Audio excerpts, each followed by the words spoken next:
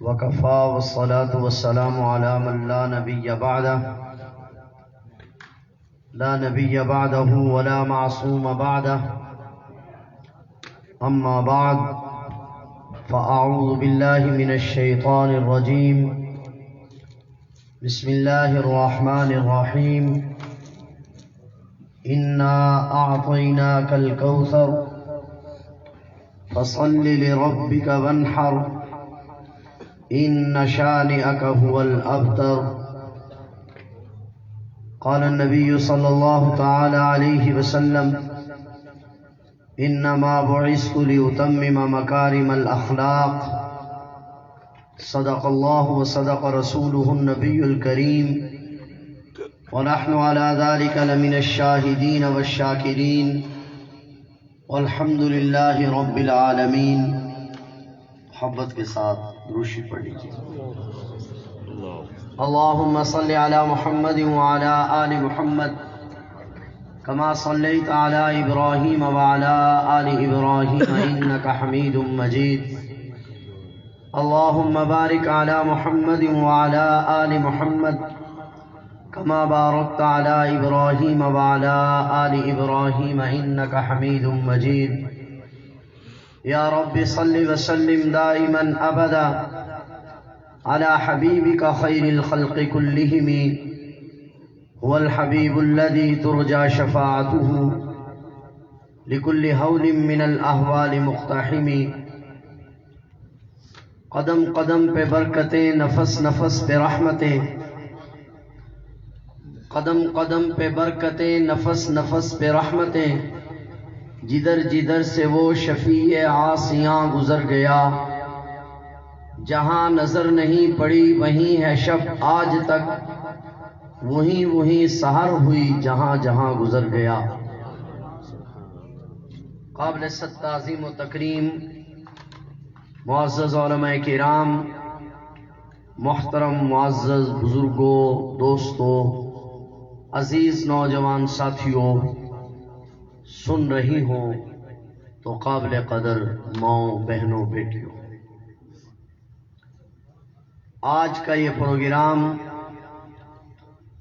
تحفظ ناموس رسالت کے مقدس عنوان سے معنون ہے. اس حوالے سے 3 باتیں عرض کروں گا. دعا فرمائے اللہ جل شانہ حق سچ کہنے کی توفیق عطا فرمائے. پہلی بات یہ ہے کہ ہمارا اہل السنت والجماعت کا یہ عقیدہ اور ایمان ہے کہ نبی اکرم صلی اللہ علیہ وسلم کی محبت فرض اور آپ کی ادنا درجے کی گستاخی کفر. بے شک. دھیان سے میری بات سمجھیں. خود سرکار دو عالم صلی اللہ علیہ وسلم نے ارشاد فرمایا،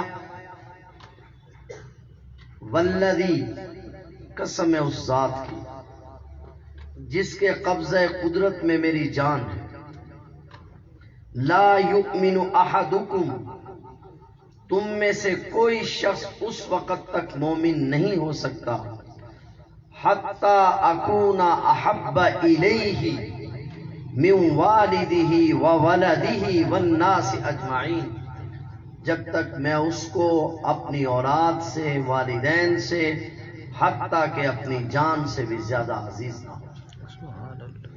حدیث میں ایک عجیب واقعہ، سیدنا فاروق اعظم رضی اللہ تعالی عنہ کا ابتدائی اسلام کا زمانہ تھا. آپ علیہ السلام کی یہ بات سن کر سیدنا فاروق اعظم رضی اللہ تعالی عنہ نے عرض کی، آقا میں اور تو ساری چیزوں سے زیادہ آپ سے محبت کرتا ہوں مگر اپنی جان سے زیادہ نہیں. نبی کریم صلی اللہ علیہ وسلم نے سینے پر ہاتھ مارا. مسلم شریف کے الفاظ ہیں، سیدنا فاروق اعظم کے سینے پر ہاتھ مارا اور فرمایا، عمر یاد رکھ ابھی ایمان کمال کی حدوں کو نہیں پہنچا. رسالت مآب حضرت محمد رسول اللہ صلی اللہ علیہ وسلم کا ہاتھ لگنا تھا کہ سیدنا فاروق اعظم نے عرض کیا آقا اب تو میں اپنی جان سے بھی زیادہ آپ سے محبت کرتا ہوں۔ سبحان اللہ۔ تو بات کو سمجھ لیجیے، صحابہ کرام کیونکہ نمونہ تھے، تختہ مشق تھے، اسے ایک ایک چیز ان کو سکھائی گئی۔ میں جو بات عرض کرنا چاہ رہا ہوں، نبی کریم صلی اللہ علیہ وسلم کی محبت فرض ہے اور ادنا درجے کی گستاخی کفر ہے، اس پر کچھ بات کرنا چاہتا ہوں۔ لیکن اس سے پہلے کچھ گزارشات کرنا چاہوں گا تاکہ بات سمجھ میں آ جائے۔ علماء نے اس پر بحث کی ہے کہ دنیا میں سب سے بڑی نیکی کیا ہے۔ قرآن و سنت کا اگر مطالعہ کیا جائے تو ایمان کے بعد دنیا میں سب سے بڑی نیکی نبوت کا چہرہ دیکھنا ہے۔ سبحان اللہ۔ وجہ چاہوں کیا ہے نبوت کا چہرہ؟ اور دنیا میں سب سے بڑا گناہ وہ نبوت کا قتل ہے۔ سب سے بڑی نیکی نبوت کا چہرہ دیکھنا، اور سب سے بڑا جرم نبوت کا قتل ہے۔ دنیا میں بہت سی بدبخت قومیں آئی، مگر یہ جرم نبوت کی گستاخی اور بے ادبی، یہ جرم یہود کے سوا دنیا کی کوئی قوم نہیں کر سکتی۔ یہود دنیا کی وہ بدبخت قوم ہے جنہوں نے نبوت کی نہ صرف گستاخی کی بلکہ قرآن کہتا ہے یقتلون النبیین بغیر حق، انہوں نے انبیاء علیہم الصلاۃ والسلام کے قتل تک سے دریغ نہیں کیا۔ یہی وجہ ہے، میری بات نہیں، میرے اور آپ کے آقا و مولا امام الانبیاء حضرت محمد رسول اللہ صلی اللہ علیہ وسلم نے فرمایا جب تک دنیا پر ایک بھی یہودی باقی رہے گا دنیا میں امن قائم نہیں ہوگا۔ دنیا میں امن اس دن قائم ہوگا جس دن دنیا کا آخری یہودی بھی قتل ہو جائے گا۔ آج یہود و نصارہ نے اور یہود نے نصارہ کے کندھے پر رکھ کر یہ جو نصارہ کے عیسائیوں کے بڑے بڑے چیمپئن حضرت مولانا ذکر فرما رہے تھے، بدبخت اور جاہل قوم اور دین سے عاری قوم بڑی ذمہ داری کے ساتھ عرض کر رہا ہے۔ آپ کو یاد ہوگا چند سال پہلے ایک پوپ بدبخت نے کہا کہ اس قرآن کریم کو جلانا چاہیے۔ میں نے اس وقت پورے پاکستان کے اجتماعات میں کہا یہ وہ قرآن کریم ہے جو تمہاری ماں سیدہ مریم کی پاک دامنی کا گواہ ہے، اور ماں کی پاک دامنی کے گواہوں کو کوئی حرام زادہ ہی جلا سکتا ہے اور کوئی نہیں جلا سکتا۔ یہود وہ بدبخت قوم ہے جس کے ذمے میں توہین کا یہ سلسلہ ان کے مقدر میں آیا۔ اللہ نے غیر المغضوب علیہم ان سے متعلق کہا جب تک وہ دنیا میں باقی رہیں گے اس وقت تک یہ ظلم جاری رہے گا۔ بات دھیان سے سمجھیں۔ لیکن میں آپ کو ایک مبارکباد بھی دینا چاہوں۔ جب سلمان تاثیر قتل ہوا اس وقت ایک سکالر نے لکھا، اپنے کالم میں لکھتا ہے کہ سلمان تاثیر جیسے لوگ دنیا میں اب کم رہ گئے. توجہ سے بات سمجھیں. سلمان تاثیر جیسے لوگ دنیا میں اب کم رہ گئے ہیں. میں نے کہا ہاں، وہ مائیں بانجھ ہو گئی ہیں، بانجھ ہو رہی ہیں، بانجھ ہو جائیں گی. جو گستاخوں کو جنم دیتی تھی وہ مائیں زندہ ہیں. جو غازی علم الدین کو، عامر چیمہ شہید کو جنم دیتی ہیں، دے رہی ہیں، دیتی رہیں. انشاءاللہ. اس ملک پر نہیں بلکہ پوری دنیا پر میرے نبی کی ناموس کا تحفظ ہوگا اور نبی کی ناموس کا پرچم لہرائے گا. دنیا میں یہود و نصارہ ذلیل ہوئے ہیں اور ہوں گے انشاءاللہ. ایک بات تو یاد ہے کہ حضور علیہ الصلوۃ والسلام کی محبت فرض ہے. علماء نے لکھا کہ محبت کیوں فرض ہے. اس کے دلائل میں لکھا ہے کہ محبت کے 3 اسباب ہیں: کمال، جمال، احسان. ہمارے نبی کے کمالات بھی ساری کائنات سے زیادہ ہیں، ہمارے نبی کا جمال بھی ساری کائنات سے زیادہ ہے، اور ہمارے نبی کے احسانات بھی ساری دنیا سے زیادہ ہیں. کمالات پر ذرا نظر دوڑائیے.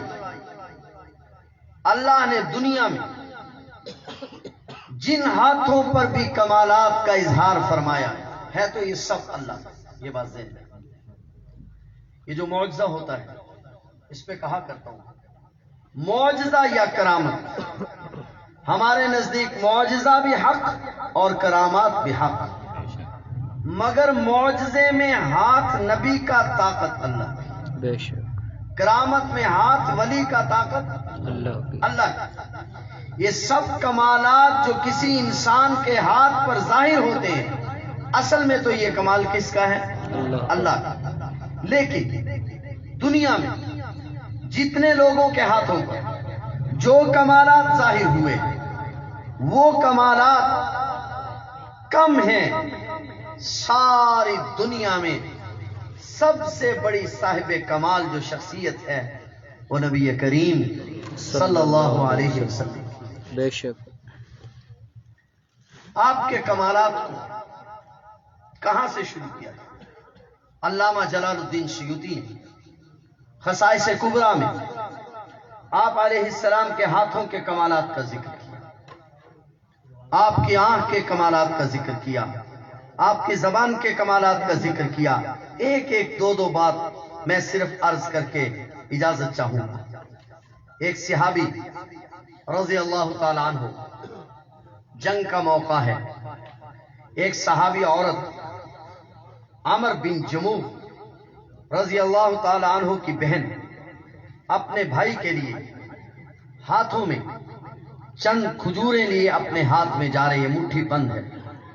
سرکار دو عالم صلی اللہ علیہ وسلم نے دیکھا، پوچھا بی بی کیا بات ہے، ہاتھ میں کیا ہے؟ عرض کیا آقا میرے بھائی عمر بن جموح جنگ میں ہے، کئی دنوں سے کچھ کھایا نہیں، ان کے لیے کھجوریں. نبی پاک صلی اللہ علیہ وسلم نے فرمایا ان کو میرے ہاتھ میں ڈال دو. عمر بن جموح کی بہن نے ان کھجوروں کو نبی کریم صلی اللہ علیہ وسلم کے ہاتھ میں ڈال دی. حضور صلی اللہ علیہ وسلم کے ہاتھ میں ڈالا تو حضور علیہ السلام نے فرمایا بی بی چادر بچھاؤ. عورت نے چادر بچھائی. حضور علیہ السلام نے وہ کھجوریں اپنے ہاتھ سے اس چادر میں ڈال دی. خصائص کبریٰ میں لکھا ہے عمر بن جموح کی بہن نے جب چادر کو دیکھا تو وہ کھجوروں سے بھر چکی تھی. حضور علیہ السلام نے اعلان فرمایا، صحابہ کرام کی کثیر تعداد، بعض روایات میں 1100 تعداد لکھی ہے کہ 1100 صحابہ کرام نے اپنے کھجوروں کے توڑے بھر لیے اور عمر بن جموح کی بہن کہتی ہیں کہ کھجوریں چادر سے نیچے گر رہی ہیں۔ سبحان اللہ۔ موسیٰ علیہ السلام کے ہاتھ پر کمال ظاہر تھا کہ آپ عصا مبارک پتھر پر مارتے تھے، اس سے پانی کے چشمے پھوٹ جاتے تھے۔ حضور نبی کریم صلی اللہ علیہ وسلم کے بعد صحابہ حاضر ہوئے، آقا ہمارے پاس پانی نہیں ہے۔ آپ علیہ السلام نے فرمایا مشکیزیں نچوڑ کر لاؤ۔ صحابہ کرام مشکیزیں نچوڑ کر لائے۔ حضور صلی اللہ علیہ وسلم نے رحمت والا ہاتھ پانی کے پیالے میں رکھا، پانچوں انگلیوں سے پانی کے چشمے پھوٹے۔ سبحان اللہ۔ حضور کے ہاتھ کا کمال ہے۔ نبی کریم صلی اللہ علیہ وسلم کی زبان کا کمال۔ علامہ سخاوی رحمۃ اللہ علیہ نے خصائص میں ایک عجیب واقعہ نقل کیا۔ نبی کریم صلی اللہ علیہ وسلم ایک موقع پر ایک صحابی کے گھر مہمان ہوئے۔ صحابیہ نے بکری کا ایک بچہ ذبح کیا۔ بکری کا بچہ ذبح کر کے نبی کریم صلی اللہ علیہ وسلم کی خدمت میں پکا کر پیش کیا۔ حضور علیہ السلام نے ایک لقمہ زبان پہ رکھا تھا کہ لقمہ باہر نکال دیا۔ آپ علیہ السلام نے پوچھا یہ گوشت کہاں سے آیا ہے؟ صحابی عورت نے بتلایا آقا پڑوسن سے لیا ہے، بکری پڑوسن سے لی ہے، اس کا شوہر گھر نہیں تھا، اس نے اپنے شوہر کی اجازت کے بغیر دی ہے، کہا کہ شام کو شوہر آئے گا اس سے پوچھ لوں گی۔ علامہ سخاوی نے بڑی عجیب بات کہی ہے، کہا میری اور آپ کی زبان کھٹے اور میٹھے کو محسوس کرتی ہے، نبی کی زبان حلال اور حرام کو بھی محسوس۔ سبحان اللہ۔ نعرہ تکبیر، عظمت محمد مصطفیٰ۔ میری بات سمجھ رہے ہیں؟ حدیث پاک میں آتا ہے نبی کریم صلی اللہ علیہ وسلم نے فرمایا اپنی صفوں کو سیدھا کرو، جس طرح میں آگے دیکھتا ہوں اس طرح اپنے پیچھے بھی دیکھتا ہوں۔ یہ آپ علیہ السلام کی خصوصیت ہے، اس طرح میں پیچھے بھی دیکھتا ہوں۔ محدثین کہتے ہیں آپ کی نظر کا کمال ہے۔ حضور علیہ السلام قبرستان سے گزر رہے ہیں، سواری بت کی۔ حضور علیہ السلام نے فرمایا عذاب قبر ہو رہا ہے۔ عجیب جملہ علامہ سخاوی نے لکھا ہے، کہتے ہیں میں اور آپ اس جہان میں دیکھتے ہیں، اللہ کا نبی اس جہان میں بھی دیکھتے ہیں۔ اگر مجھے یہ خیال نہ ہوتا کہ تم مردوں کو دفن کرنا چھوڑ دو گے، میں اللہ سے درخواست کرتا کہ تمہیں بھی وہ عذاب دکھائے۔ بات سمجھ رہے ہیں؟ یہ خصوصیت ہے، جہان وہ ہے، حضور یہاں سے دیکھتے ہیں۔ یہ حضور علیہ السلام کی نظر کا کمال ہے۔ تو اللہ تعالیٰ نے موسیٰ علیہ السلام کو کمال عطا فرمایا۔ موسیٰ علیہ السلام نے عصا مبارک پانی پر مارا، راستے بن گئے، لیکن عصا پانی تک پہنچا تھا۔ موسیٰ علیہ السلام بھی زمین پر تھے، پانی بھی زمین پر تھا۔ ہمارے پیغمبر نے چاند کی طرف اشارہ کیا، چاند دو ٹکڑے ہو گیا۔ حضور زمین پر تھے، چاند آسمانوں پر تھا۔ موسیٰ علیہ السلام کا عصا پانی تک پہنچا تھا، حضور علیہ السلام کی انگلی چاند تک پہنچی نہیں تھی، مگر چاند دو ٹکڑے ہو گئے۔ سبحان اللہ۔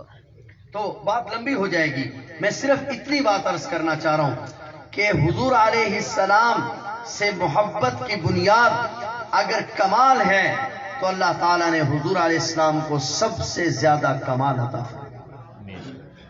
اور دوسرا محبت کا سبب کیا ہے؟ جمال۔ کیا ہے بھائی؟ جمال۔ جو میری طرف رہے، دوسرا محبت کا سبب کیا ہے؟ حسن و جمال۔ جمال ہے۔ حضور علیہ السلام کا جمال۔ حجت الاسلام مولانا محمد قاسم نانوتوی رحمت اللہ علیہ نے عجیب شعر اشعار کہے۔ نبی کریم صلی اللہ علیہ وسلم کے روزہ اقدس پر حاضر ہوئے اور 360 اشعار کا ایک قصیدہ پڑھا۔ اس کے 2-3 مصرے مجھے یاد آ رہے ہیں۔ کہا کہاں کوہ طور اور کہاں تیری معراج، کہاں کوہ طور اور کہاں تیری معراج، زمین و آسماں بھی ہوئے ہیں کبھی ہموار، جمال کو تیرے کب پہنچے حسن یوسف کا، وہ دل ربائے زلیخا تو شاہد ستار۔ کہاں کوہ طور کہاں تیری معراج، حضور علیہ السلام کا جمال. شیخ عبدالحق محدث دہلوی رحمۃ اللہ علیہ لکھتے ہیں کہ آپ علیہ السلام کا جمال، اس کی محدثین نے بہت ساری مثالیں دی. ایک عجیب مثال دی ہے کہ جتنا جمال اللہ نے دنیا کو عطا کرنا تھا اس کے اللہ نے 10 حصے کیے. 9 حصے امام الانبیاء حضرت محمد رسول اللہ صلی اللہ علیہ وسلم کو دیا، اور ایک حصے میں سے پھر 2 حصے کیے. آدھا حصہ اکیلے یوسف علیہ السلام کو اور آدھا حصہ ساری کائنات. تو حضور علیہ السلام کا جمال بھی سب سے زیادہ، اس لیے صدیقہ کائنات سیدہ عائشہ فرماتی ہیں لنا شمس فلیلہ فاق شمس، ایک آسمان کا سورج ہے، ایک میرا سورج ہے. آسمان کا سورج دنیا کے ظاہر کو روشن کرتا ہے، میرا سورج اندھیرے دلوں کو بھی روشن کرتا ہے. سبحان اللہ. ایک آسمان کا سورج ہے، ایک میرا سورج ہے.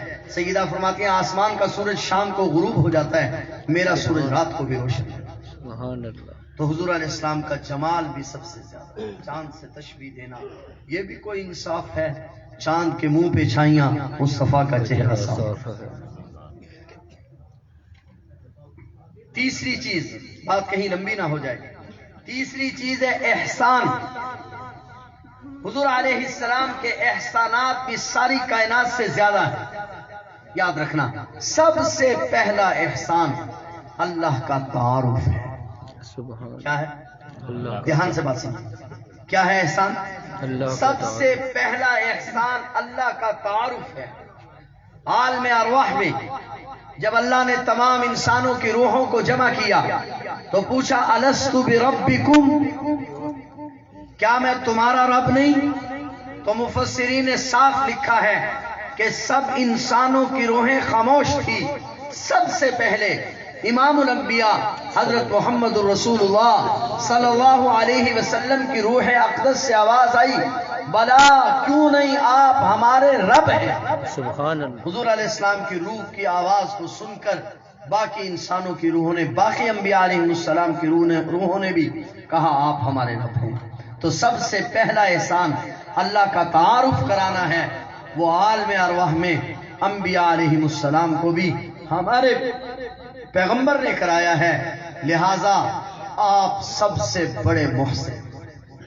اور میں کہا کرتا ہوں آپ کے احسانات صرف زمین پر نہیں ہیں، آپ کے احسان کا سلسلہ زمین سے بڑھ کر میدان محشر میں بھی جاری رہے گا. 2 روایتیں اس وقت میرے ذہن میں آ رہی ہیں. حدیث میں آتا ہے ایک صحابی رضی اللہ تعالیٰ عنہ حاضر ہوئے، عرض کی یا رسول اللہ صلی اللہ علیہ وسلم یہ فرمائیے کہ اگر قیامت میں مجھے آپ کی ضرورت پیش آئے کہاں تلاش کروں؟ آپ علیہ السلام نے فرمایا میں کوئی ایک جگہ ہوں گا جہاں تم مجھے تلاش کرو گے. آقا پھر بھی ضرورت جو پڑے تو میں کہاں آؤں؟ آپ علیہ السلام نے فرمایا سب سے پہلے میں میزان پر جاؤں گا جہاں میری امت کے اعمال تولے جا رہے ہوں. میں وہاں اپنی امت کی سفارش کروں گا. ابھی میں سفارش کے لیے کھڑا ہی ہوں گا کہ مجھے بتلایا جائے گا کہ آپ کی امت پل صراط پر پریشان ہے. حدیث کے الفاظ ہیں میں دوڑتا ہوا پل صراط پہ پہنچوں گا، میں وہاں کھڑا ہو کے اپنی امتیوں کی سفارش کروں گا. ابھی مجھے وہاں کھڑے ہوئے تھوڑا ہی وقت گزرا ہوگا کہ پھر مجھے بتلایا جائے گا کہ آپ کی امت حوض کوثر پر پریشان ہے. تو میں وہاں سے چلتا ہوا حوض کوثر پر آؤں گا. اور آگے الفاظ بڑے عجیب ہیں، فرمایا اللہ کی قسم جب تک میرے ایک ایک امتی کا حساب نہیں ہو جائے گا میں محمد کریم کی یہی حال ہے. سبحان اللہ. اور ایک روایت میں آتا ہے جب یہ آیت کریمہ نازل ہوئی وَلَسَوْفَ يُعْطِيكَ رَبُّكَ فَتَرْضَىٰ، آپ کو آپ کا رب اتنا دے گا کہ راضی کر دے گا. ادھر یہ آیت کریمہ نازل ہوئی، ادھر حضور علیہ السلام نے فرمایا اللہ تیری کبریائی کی قسم ہے میں اس وقت تک راضی نہیں ہوں گا جب تک میرا ایک ایک گناہگار امتی بخش نہیں. تو حضور علیہ السلام کے احسانات کا سلسلہ جو عالم ارواح سے شروع ہوا دنیا سے گزرتے ہوئے عالم محشر تک پہنچا. حدیث میں آتا ہے جب جنتی جنت میں چلے جائیں گے، کنز میں حدیث ہے جہنمی جہنم میں چلے جائیں گے.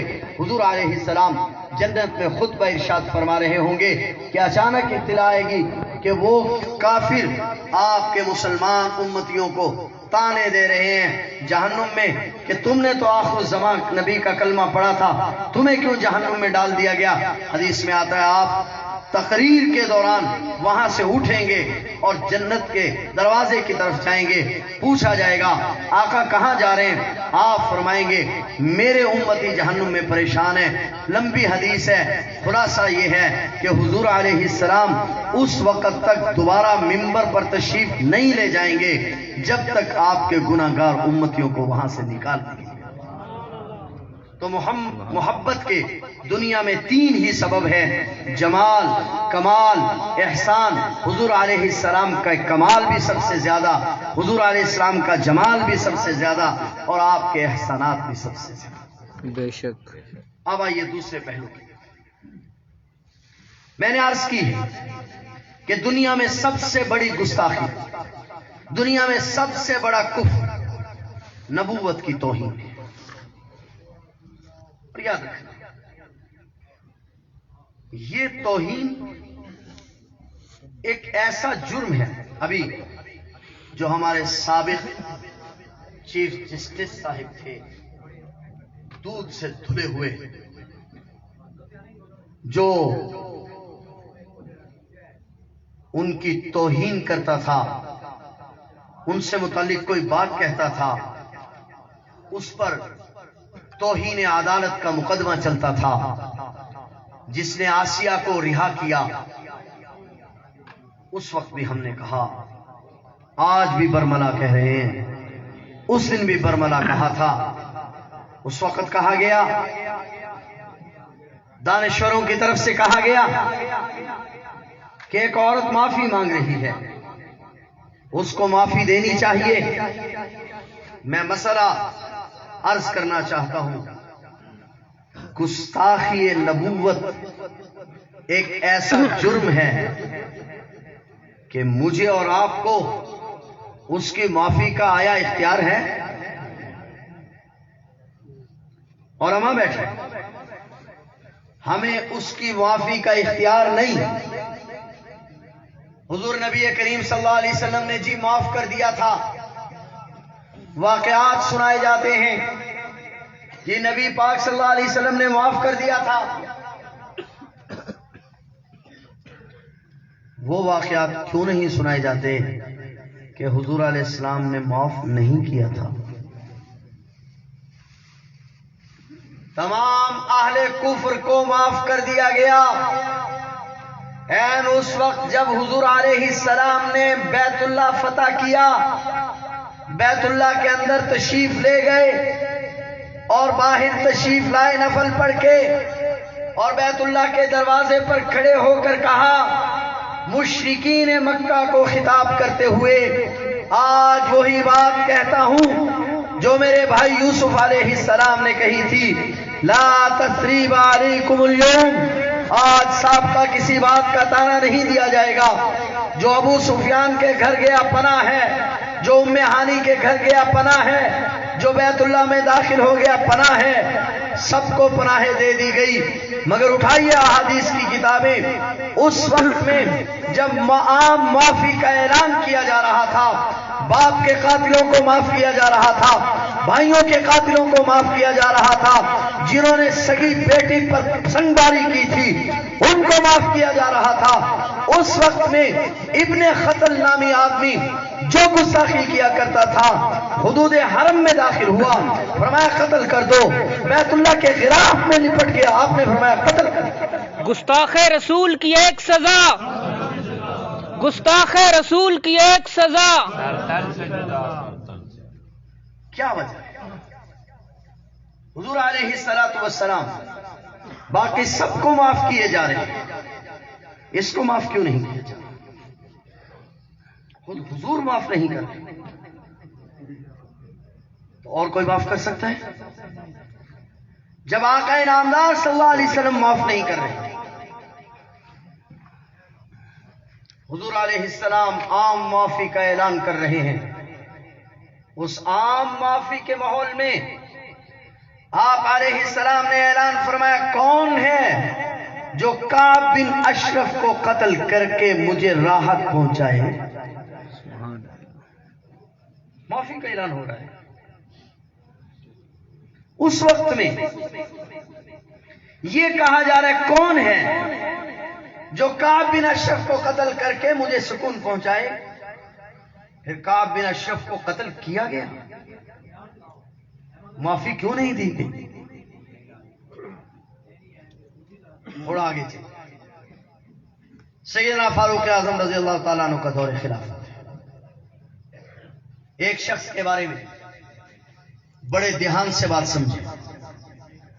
ایک شخص کے بارے میں کہا گیا کہ فلاں شخص فجر کی نماز میں سورت عبس وتولی تلاوت کرتا ہے.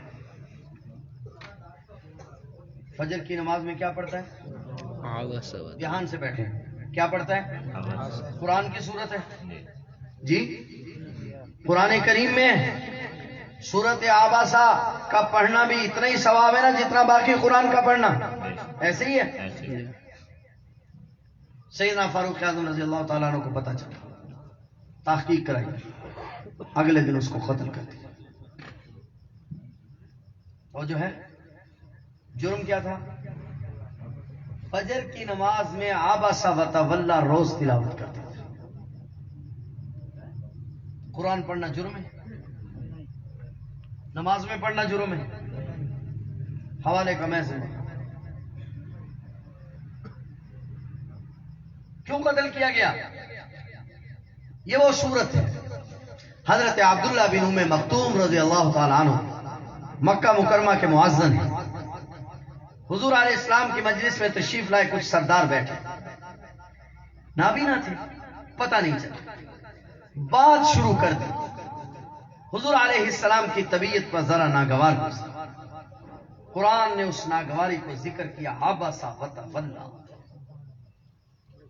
آپ نے چہرہ پھیرا. ان جاءہ الاعمی. جب آپ کے پاس ایک نابینا آیا. توجہ ہے. امیر شریعت سید عطا اللہ شاہ صاحب بخاری سب کہہ دو رحمت اللہ، نام سنا ہے جی. شاہ جی ایک تخیل پیش کیا. کہا اس واقعے کے بعد جب بھی عبداللہ بن ام مکتوم رضی اللہ تعالی عنہ حضور علیہ السلام کی مجلس میں آتے، آپ علیہ السلام اٹھ کر کھڑے ہو جاتے اور فرماتے آؤ میرے یارا، تیری وجہ تو اللہ نے مینو مینا دیتا ہے. تانا نہیں، مینا ہوتا ہے اپنے کی وجہ سے. تیری وجہ تو اللہ نے مینو مینا دیتا ہے. سیدنا عبداللہ بن ام مکتوم رضی اللہ تعالی عنہ تشریف لائے. حضور علیہ السلام کو اس وقت تھوڑا طبیعت پر گراں گزرا.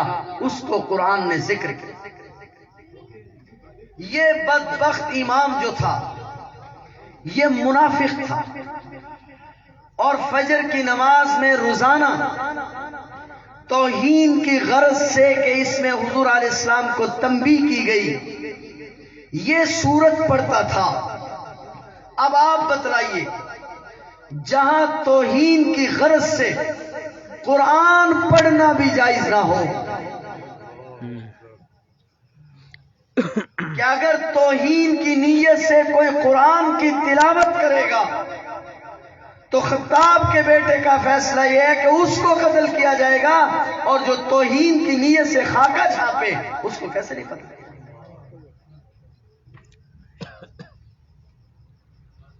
اور ہمارے اداروں کے لوگ بھی یہاں تشریف رکھتے ہیں، اللہ ان کو بھی سمجھ دے دے. یاد رکھنا، حضور نبی کریم صلی اللہ علیہ وسلم کی عزت و ناموس اور محبت کا مسئلہ ایک ایسا مسئلہ ہے کہ اس مسئلے کے لیے کسی مسلمان کو کسی مفتی کے فتوے کی ضرورت پیش نہیں ہے. وہ کسی عالم کے پاس مسئلہ پوچھنے نہیں جاتا. ہو مسلمان اور اس کو پتا چل جائے کہ کوئی آدمی میرے آقا کی توہین کر رہا ہے، وہ برداشت نہیں کر سکتا، اس کو فتوے کی ضرورت نہیں ہے. بے شک. اور آج تک پوری دنیا کفر نے اپنا پورا زور لگایا ہے بے حیائی کو، فحاشی کو عروج دے کر، ہر قسم کے چیزیں استعمال کر کے کہ کسی طرح مسلمانوں کے دل سے محبت رسول کو کم کیا جائے، مگر قسم اللہ پاک کی آج تک دنیا کفر اس میں ناکام ہو چکی ہے کہ مسلمانوں کے دل سے مصطفیٰ کریم کی محبت نہیں نکال سکی ہے. اور میں آپ سے بھی دستہ یہ عرض کرنا چاہتا ہوں کہ آج پوری دنیا کے یہود و نصارہ اور مسلمان صرف ایک لکیر پر کھڑے ہیں. دنیا کفر ادھر ہے، دنیا اسلام ادھر ہے، مسلمان کمزور ہے، انتہائی کمزور ہے، ساری برائیاں موجود ہیں، مگر جب ذات رسول کا مسئلہ آتا ہے وہ سارے اختلافات کو، سارے مسائل کو بالائے طاق رکھتے ہوئے میدان میں نکلتا ہے اور حضور کی عزت کا تحفظ کرتا ہے. سبحان اللہ. بے شک. اور یہ سلسلہ قیامت تک جاری رہے گا. یاد رکھنا، اس پر یہ امت کبھی کمپرومائز نہیں کرے. اس لیے ہم یہود و نصارہ سے بھی کہتے ہیں کیوں اپنا وقت ضائع کر رہے ہو، کیوں اپنی انرجی ضائع کر رہے ہو؟ جب تک زمین پر ایک بھی لا الہ الا اللہ محمد رسول اللہ کہنے والا موجود رہے گا، حضور کی عزت کا پہرا دیتا رہے گا. کیا خیال ہے؟ انشاءاللہ. جن کا خیال ہے وہ ذرا ہاتھ کھڑا کریں. انشاءاللہ. اس مسئلے پر امت نے نہ کبھی پہلے کمپرومائز کیا تھا، نہ آج کر رہی ہے، اور نہ آئندہ کبھی کمپرومائز کرے گی انشاءاللہ. کیا خیال ہے؟ انشاءاللہ.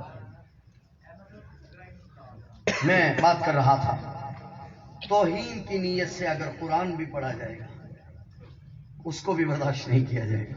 آگے چلیے. امام ابو یوسف رحمہ اللہ تعالی تشریف فرمائے. ایک شخص سفیر ہے کسی ملک کا، وہ بیٹھا ہوا ہے، کدو اور گوشت کھا رہے ہیں. اچانک اس نے کہا کہ میں نے سنا ہے کہ آپ کے نبی کو کدو پسند تھا. امام ابو یوسف رحمہ اللہ تعالی نے فرمایا آپ بھی مسئلہ سن لیں. آپ نے بھی یہ بات بارہا سنی ہوگی کہ حضور علیہ السلام کو کدو پسند تھا. یاد رکھیں کہیں آپ نے فرمایا نہیں ہے کہ مجھے کدو پسند ہے. اصل میں ہوا ہی کہ ایک دن نبی پاک صلی اللہ علیہ وسلم حضرت انس رضی اللہ تعالیٰ عنہ کے ہاں مہمان. حضرت انس رضی اللہ تعالیٰ عنہ حضور علیہ السلام کے خادم خاص ہیں. کتنے سال خدمت کی؟ 10 سال. جی 10 سال. آپ نے ان کو 3 دعائیں. کتنی؟ دھیان سے بات سنیں. کتنی دعائیں؟ 3. آپ نے 3 دعائیں دی. کہا اللہ انس کی اولاد میں برکت نصیب فرما. حضرت انس فرمایا کرتے تھے میری اولاد میں اتنی برکت ہوئی کہ میں نے 99 بیٹے اور پوتوں کو اپنے ہاتھ سے دفن کیا. سبحان اللہ. اللہ نے فرمایا اللہ انس کی زندگی میں برکت نصیب فرما. 100 سال سے اوپر آپ نے عمر پائی. سبحان اللہ. حضور علیہ السلام نے فرمایا اللہ انس کے مال میں برکت نصیب فرما. حدیث میں آتا ہے لوگوں کے باغ سال میں 1 بار پھل دیتے تھے، انس کا باغ 2 بار پھل دیتا. سبحان اللہ. حضرت انس رضی اللہ تعالیٰ عنہ کے گھر حضور علیہ السلام مہمان، کدو اور گوشت پکا ہوا. حضرت نبی پاک صلی اللہ علیہ وسلم پلیٹ میں سے کدو کے قطلے اٹھا اٹھا کر کھا رہے، جس سے حضرت انس نے سمجھا کہ حضور علیہ السلام کو کدو پسند ہے. تو حضرت انس نے ہنڈیا میں سے وہ کدو کے قطلے اٹھا اٹھا کے پلیٹ میں ڈالنا شروع کر دی. حضور علیہ السلام کی جتنی طبیعت تھی آپ نے وہ کدو کھایا. آج میں اور آپ بھی عشق اور محبت کے دعوے دار ہیں، اور میں کہا کرتا ہوں عشق کا پیمانہ صحابہ ہے. جس نے پتہ کرنا ہو نا کہ میرا عشق سچا ہے، آپ کا عشق سچا ہے، اس کے لیے پیمانہ ترازو اصحاب رسول ہیں. گو انہوں نے عشق کے ترانے نہیں گائے، مگر عشق جن کا ثابت ہو وہ کب فریاد کرتے ہیں، لبوں پہ مہر خاموشی دلوں میں یاد کرتے ہیں۔ اصحاب رسول کا عشق ثابت۔ اب حضرت انس نے کیا دیکھا کہ حضور علیہ السلام کو آپ کدو اٹھا کر کھا رہے ہیں، سمجھا کہ حضور علیہ السلام کو کدو پسند ہے۔ خدا کی قسم حدیث میں آتا ہے حضرت انس کے گھر میں پھر ساری زندگی کدو کے سوا کچھ نہیں۔ سبحان اللہ، پوری زندگی پھر آپ کے گھر میں کدو کے سوا کوئی چیز نہیں۔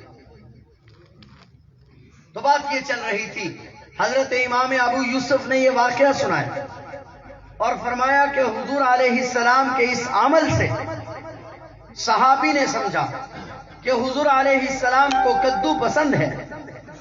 اتنی دیر میں اس بدبخت عیسائی کی زبان سے نکل گیا کہ مجھے تو کدو پسند نہیں۔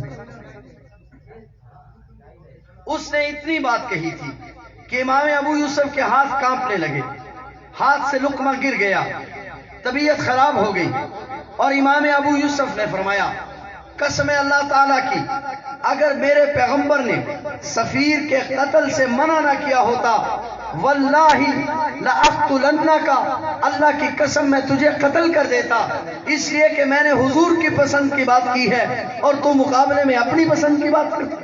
اللہ، یہ مسئلہ اتنا حساس ہے،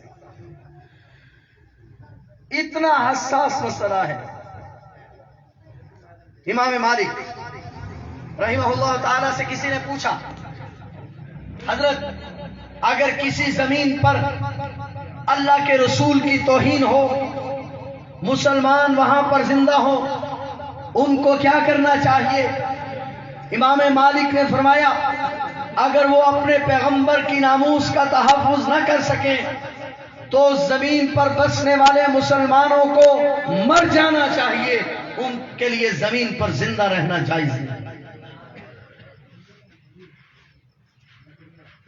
اس زمانے سے لے کر، میں ایک تاریخ کا طالب علم ہوں، پڑھے لکھے دوست بھی تشریف رکھتے ہیں، اس زمانے سے لے کر آج تک یہاں بر صغیر میں انگریز کے آنے تک گستاخ رسول کی سزا سزائے موت رہی۔ یہ آن دی ریکارڈ بات کر رہا ہوں۔ انگریز جب اس بر صغیر میں آیا تو انگریز بدبخت نے آ کر یہاں سے جہاں اور قوانین کا خاتمہ کیا، وہاں سے ناموس رسالت کے قانون کا بھی خاتمہ کر دیا، لیکن ہندوستان کی بر صغیر کی تاریخ کی کوئی کتاب اٹھا کر دیکھ لیجئے، مورخین نے لکھا ہے کہ صرف 2 سال کے بعد، کتنے؟ 2 صرف 2 سال کے بعد انگریز بہادر مجبور ہو گیا اور اس کو ناموس رسالت کا مسئلہ حل کرنا پڑا اور گستاخی رسول کی سزا مقرر کرنا پڑی، اور اس کی وجہ یہ لکھی ہے کہ جب گستاخی کی سزا ختم کی گئی تو لوگوں نے جو ہی گستاخی شروع کی، جو بھی آدمی گستاخی کرتا، کوئی مسلمان آگے بڑھتا، اس کو قتل کرتا اور جا کر عدالت میں پیش ہو جاتا۔ انگریز گھٹنے ٹیک گیا اور اس نے کہا کہ یہ قانون بننا چاہیے۔ چنانچہ گو اس نے 2 سال کی سزا کا قانون بنایا، مگر اس کو بنانا پڑا۔ پاکستان مار سے وجود میں آ گیا۔ جب پاکستان مار سے وجود میں آیا تو یہاں آئین بنا، علماء امت کی کوشش سے ختم نبوت کا مسئلہ حل ہوا، پھر اس کے ساتھ ناموس رسالت کا مسئلہ بھی حل ہوا، اور تدریجاً یہاں قانون بنا 295C کہ جو حضور علیہ السلام کی، اللہ تعالیٰ کی، قرآن کریم کی توہین کرے گا اس کی سزا سزائے موت ہے۔ گو آج تک کسی کو سزائے موت ہوئی نہیں، مگر اس قانون کے ہونے کی وجہ سے اس کا کچھ نہ کچھ لوگوں کو ڈر اور خوف رہا۔ یہود و نصارہ کے ایجنٹ آج بہانے بہانے سے اس قانون کو ختم کرنا چاہتے ہیں، مگر آپ کو یاد ہوگا ایک ڈکٹیٹر جنرل پرویز مشرف نے اس قانون کو ختم کرنے کی بات کی تو پیغمبر پاک صلی اللہ علیہ وسلم کی عزت و ناموس کے دیوانے میدان میں آئے اور پرویز مشرف جیسا شخص گھٹنے ٹیک گیا۔ پھر پیپلز پارٹی کے دور میں دوبارہ کوشش کی گئی، لیکن قائد جمعیت مولانا فضل الرحمان کی قیادت میں پوری امت مسلمہ میدان میں نکلی، راستہ روکا گیا۔ اس وقت پیپلز پارٹی کی حکومت تھی، جناب یوسف رضا گیلانی کو اپنی بات کو واپس لینا پڑا اور لکھ کر دے دیا کہ ہم ساری زندگی آئندہ ناموس رسالت کے قانون میں تبدیلی نہیں کریں گے۔ میں آج بھی بڑے وثوق سے یہ بات کہنا چاہتا ہوں کہ اللہ کے فضل و احسان سے جس طرح مسجد اور محراب میں ہمارے اکابر علماء نے ناموس رسالت کا تحفظ کیا ہے، ہماری جماعت جمعیت علماء اسلام نے پارلیمنٹ میں ناموس رسالت کا تحفظ کیا تھا، کیا ہے اور کر رہے ہیں۔ آج بھی سینٹ میں ناموس اصحاب رسول کا تحفظ ہماری جماعت اللہ کے فضل سے کر رہی ہے۔ میں بغیر کسی جھجک کے یہ کہنا چاہوں گا کہ یہ میرا کمال نہیں، آپ کا کمال نہیں، جماعت کا کمال نہیں، یہ جناب محمد کریم کی ناموس کا کمال ہے کہ اس کے چوکیدار پیدا ہوتے رہیں گے دنیا میں۔ جب تک یہ دنیا باقی ہے حضور کی عزت و ناموس کا تحفظ ہوتا رہے گا، اور عزت و ناموس کا تحفظ کرنے والے اس دنیا میں موجود رہیں گے، اور جس دن دنیا ان سے خالی ہو جائے گی اس دن قیامت آ جائے گی، بے شک۔ بس پھر اللہ اس زمین کو باقی نہیں رکھے۔ تو کیا خیال ہے آج کی اس کانفرنس کے موقع پر حضور علیہ السلام کے ذکر مبارک کی اس محفل میں ہم اس بات کا عزم کرتے ہیں، یہ ہم اس عہد کو دہراتے ہیں؟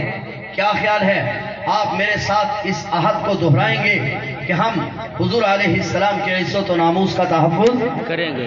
بولو بولو، حضور کی عزت کا تحفظ کریں گے، حضور کی عزت کا تحفظ، ذرا ہاتھ اٹھا کر حضور کی عزت کا تحفظ کریں گے انشاءاللہ۔ کیا خیال ہے آپ کا؟ اس مسئلہ میں امت مسلمہ نے نہ کبھی پہلے ہم کسی اختلاف کا شکار ہوئے۔ حضرت مولانا بات کر رہے ہیں، میں تو اکثر بات کرتا ہوں، پہلے بھی کیا کرتا ہوں، اور سمجھو علماء کرام یہ بھی ایک بہت عجیب فلسفہ ہے کہ یہ مولوی کٹھے نہیں ہوندے۔ کب نہیں ہوئے کٹھے؟ کب نہیں ہوئے اکٹھے؟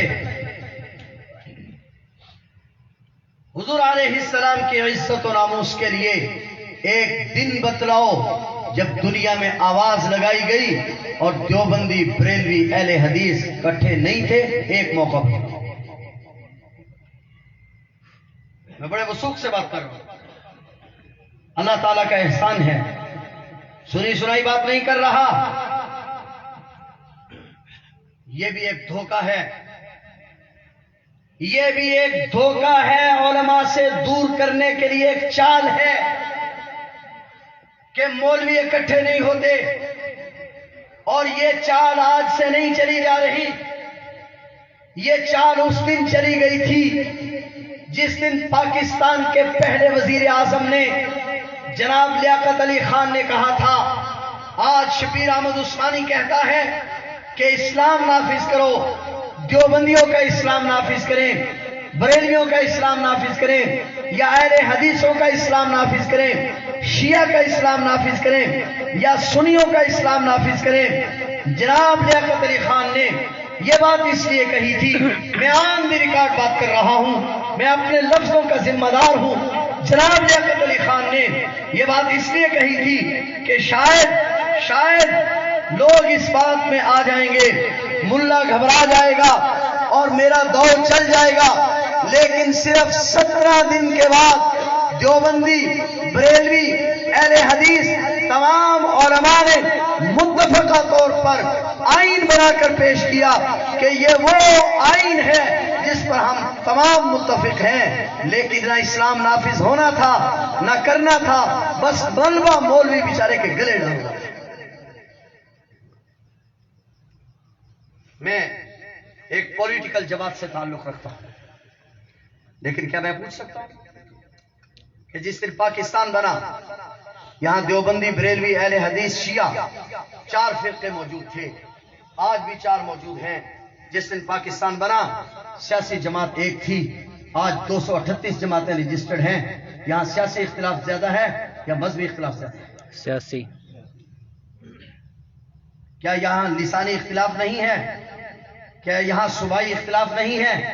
کیا یہاں صوبائی قومی اختلاف نہیں ہے؟ اس کا رونا نہیں رویا جاتا۔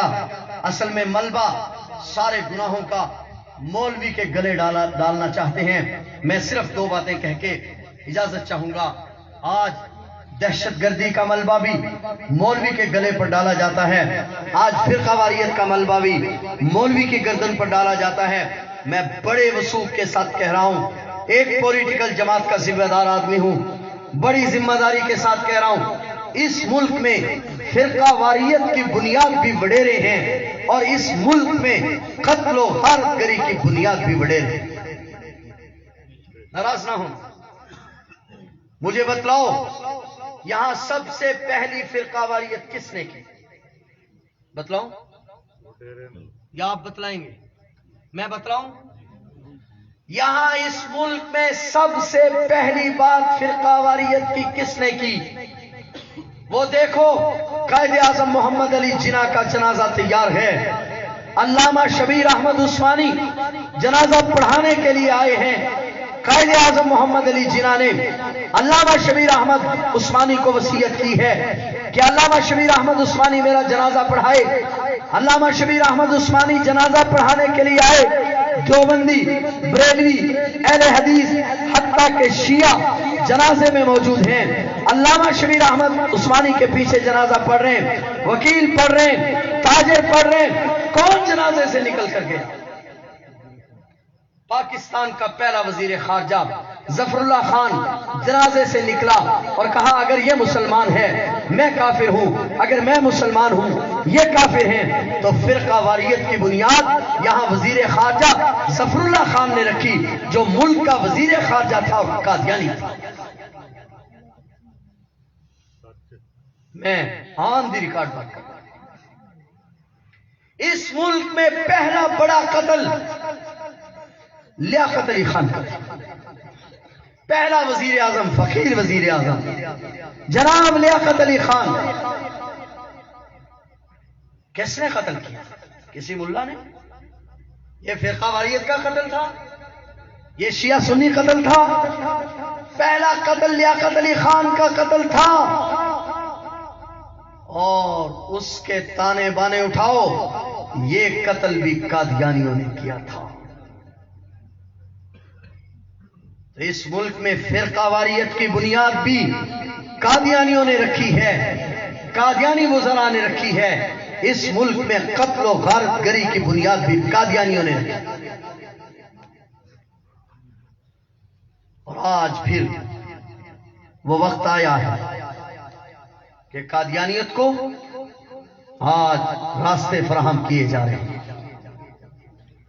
آج قادیانیت کو پروموٹ کیا جا رہا ہے۔ میں آپ سے یہ بھی عہد لینا چاہوں گا کہ ہم خون کے آخری قطرے تک حضور کے ختم نبوت کا تحفظ کریں گے انشاءاللہ۔ کیا خیال ہے؟ جن کا ارادہ ہے ذرا ہاتھ کھڑا کریں، ہم حضور کے ختم نبوت کا تحفظ کریں گے انشاءاللہ۔ میں عرض یہ کرنا چاہ رہا تھا، بات میری ختم ہوئی۔ حضور علیہ السلام کی محبت فرض ہے، اور ادنا درجے کی گستاخی کفر ہے، لہذا گستاخ رسول کے لیے کوئی معافی نہیں۔